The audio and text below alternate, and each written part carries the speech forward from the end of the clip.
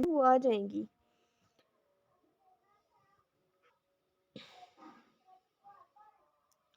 Okay, next है कि poetry जो है वो क्रिटिसिज्म इज लाइफ है। Poetry is criticism of life. Matthew Arnold ने ये कहा कि पोइट्री क्रिटिसिज्म ऑफ लाइफ है।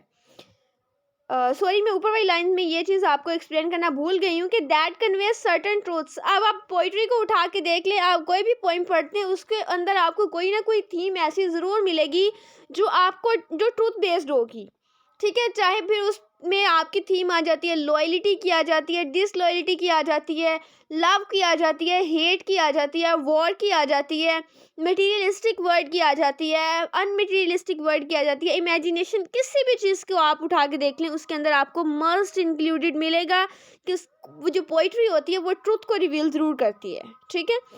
आगे डेफिनेशन है कि poetry is a criticism of life.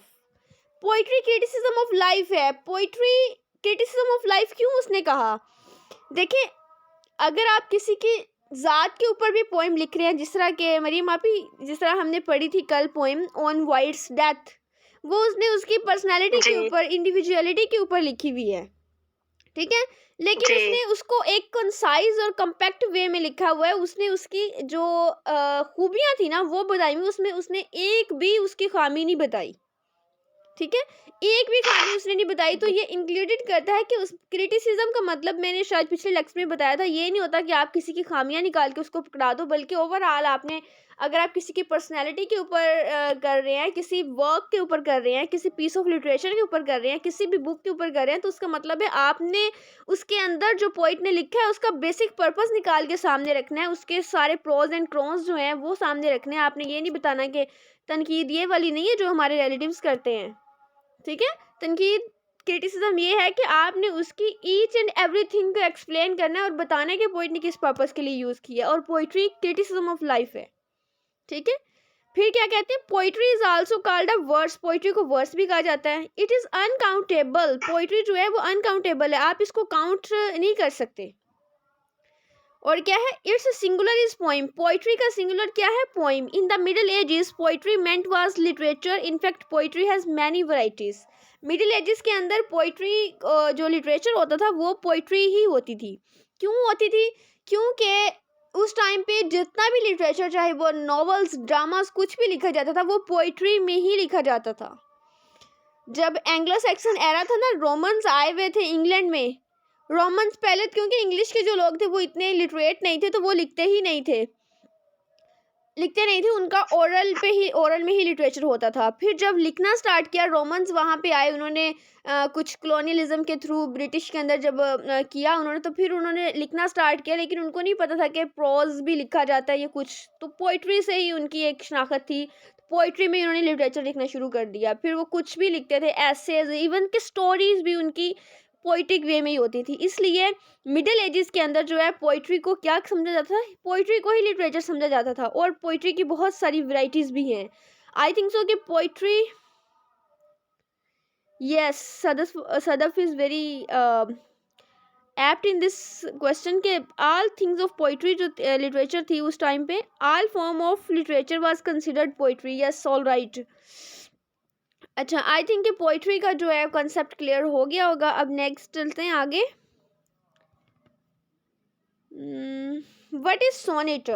जब हम सरे एंड वाइट को पढ़ेंगे तो हमारा सबसे पहला जो सामना होगा वो सोनेट से होगा। और देखते हैं कि सोनेट क्या है। कल मैंने क्वेश्चन पूछा था अपनी स्टूडेंट से, तो मैंने कहा सोनेट क्या है, तो उसने कहा पता नहीं, पोइट्री में कोई चीज़ होती है। तो अब आज हम देखते हैं कि वो चीज़ क्या है। Sonnet is a kind of lyric poem that contains 14 lines with iambic pentameter of each lines. Sonnet क्या होते हैं? एक काइंड ऑफ लिरिक पोइम होती है। लिरिक पोइम वो होती है जिसके अंदर रिहाइम स्कीम जो है, पोइट ने वो फ्री वर्स नहीं होती, जिसके अंदर पोइट ने रिहाइम स्कीम का ख्याल रखा होता है, रिहाइम स्कीम यूज़ की होती है, चाहे वो रेगुलर हो या इरेगुलर हो, लेकिन होनी चाहिए, वो आपकी लिरिक पोइम होती है। और सोनेट की जो एक डिस्टिंक्शन जो है वो है कंटेन्स 14 लाइन्स। इसके अंदर मस्ट 14 लाइन होंगी। जो भी पोइम 14 लाइन्स की होगी वो सोनेट होगी। तीसरे नंबर पे इसकी जो डिस्टिंक्शन है वो है अयाम्बिक पेंटामीटर। इसकी जो लाइंस होंगी वो अयाम्बिक पेंटामीटर बेस्ड होंगी। अब आप सुन के कंफ्यूज हो जाएंगे कि भाई ये अयाम्बिक पेंटामीटर क्या है। इसको आगे चल के हम देखते हैं कि अयाम्बिक पेंटामीटर क्या है। It is of 3 types. Sonnets के 3 टाइप्स हैं। बेसिक टाइप जो है वो 3 हैं। कौन सी? पेट्रार्कियन सोनेट, जिनको एज अ इटालियन सोनेट भी नाउन किया जाता है, और पेट्रार्कियन सोनेट ही हम सरे एंड वाइट की पोइट्री में पढ़ते हैं। उसके बाद दूसरे नंबर पे आ जाता है शेक्सपियरियन सोनेट। इसको इंग्लिश सोनेट भी कहा जाता है। ये जो शेक्सपियर था इसने फॉलो किया था वाइट, सरे और वाइट का जो स्टाइल था, रिहाइम स्कीम वगैरह, इनके सोनेट लिखने का स्टाइल, उसी को इसने फॉलो किया था शेक्सपियर ने। उसके बाद है स्पेंसेरियन। स्पेंसेरियन जो है वो शेक्सपियर का कॉन्टेम्प्रेरी है, और इसके जो स्पेंसेरियन जो सोनेट्स होते हैं वो भी एज अ इंग्लिश सोनेट ही कंसिडर किए जाते हैं। पेट्रार्कियन सोनेट, अब क्योंकि हमारा बात हमने आगे जो पढ़ना है वो पेट्रार्कियन सोनेट ही है, तो हम मजीद उसको ही डिस्क्राइब करेंगे। Petrarchan sonnet has 14 lines with first 8 lines called octave. जो पेट्रार्कियन सोनेट होता है इसके अंदर 14 लाइंस होती हैं विद फर्स्ट 8 लाइंस, और जो 14 लाइंस में जो पहली 8 लाइंस होती हैं, जिनको 8 लाइंस का जो स्टांजा होता है उसको ऑक्टेव बोला जाता है। ठीक है, उसकी जो रिहाइम पहली 8 लाइंस की जो रिहाइम स्कीम होती है वो होती है A B B A B B A. ये उसकी होती है 8 लाइंस। यानी कि स्टांजा फॉर्म भी आगे हम पढ़ेंगे कि कितनी कितनी होती है, लेकिन उसका जो एक स्टांजा था वो 8 लाइंस पे था पेट्रार्कियन सोनेट का, और उसकी रिहाइम स्कीम थी A B B A. Last 6 lines जो थी, last 6 lines are called sestets. Last की जो 6 लाइंस होती थी उसको सेस्टिट कहा जाता था, और क्योंकि 6 लाइन का जो स्टांजा होता है उसको सेस्टिट ही बोलते हैं। और उन 6 लाइंस की राइम स्कीम क्या होती थी? Rhyme scheme is C D C D C D. Last 6 lines की राइम स्कीम होती थी सी डी सी डी, और ये होगी 14 लाइंस पूरी। राइम स्कीम अब क्या होगी ये भी आप नेक्स्ट स्लाइड में आपको पता चल जाएगा। Milton, Wordsworth, Wyatt and few other English poets used Petrarchan form in their sonnets.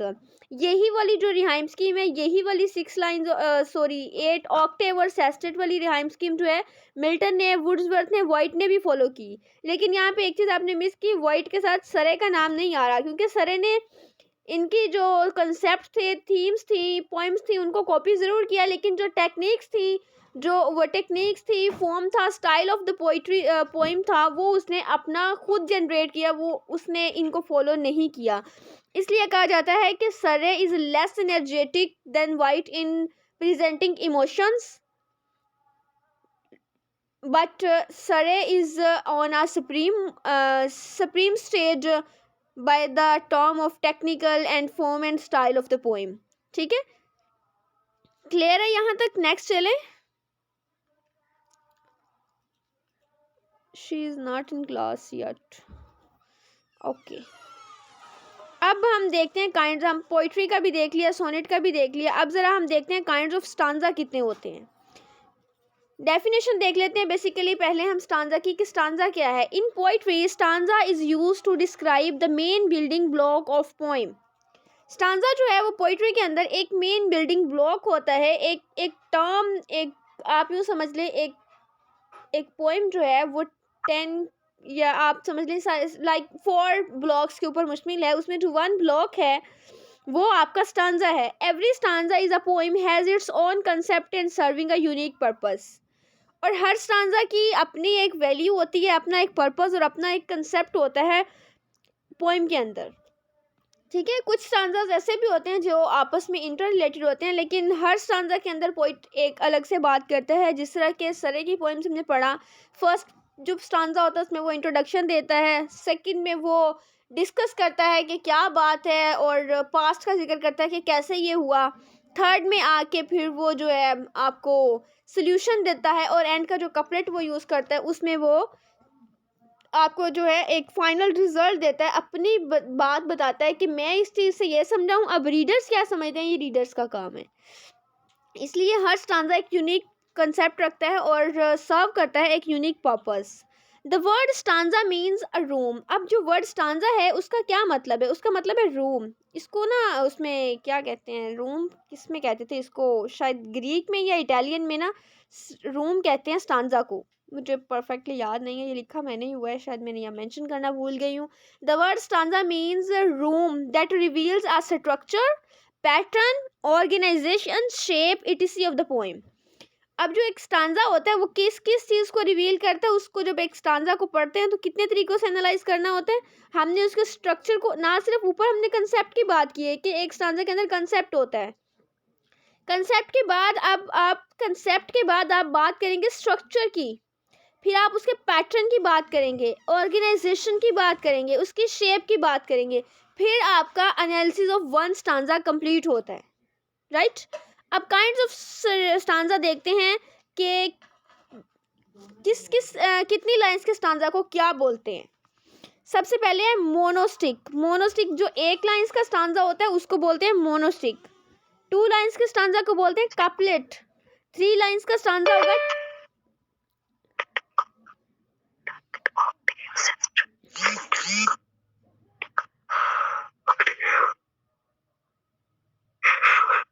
wait, Rabia is joining the class. Just 1 minute, wait. She is in the class. Okay.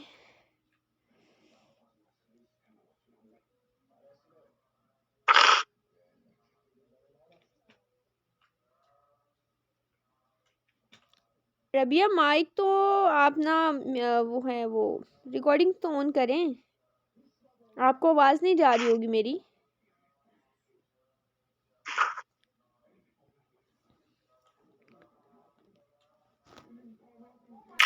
Okay, Sadaf ने हमें ये दिया है आंसर कि usually problem was discussed in the octave and solution was given in the sestet. Petrarchan जो हमने पीछे पढ़ा ना, जो वे है पेट्रार्किन का कि पहला ऑक्टेव होता है दूसरा सेस्टेव होता है, तो उसके अंदर प्रॉब्लम डिस्कस की जाती थी ऑक्टेव के अंदर। ये हम पेट्रार्किन सोनेट की बात कर रहे हैं, और जो सेस्टेट होता था उसके अंदर सोल्यूशन दिया जाता था कि वो जो प्रॉब्लम ऊपर डिस्कस हुई है उसका सोल्यूशन बेसिकली क्या है। 1 मिनट में ये रबिया को बोलूं कि ज़रा माइक तो खोलें।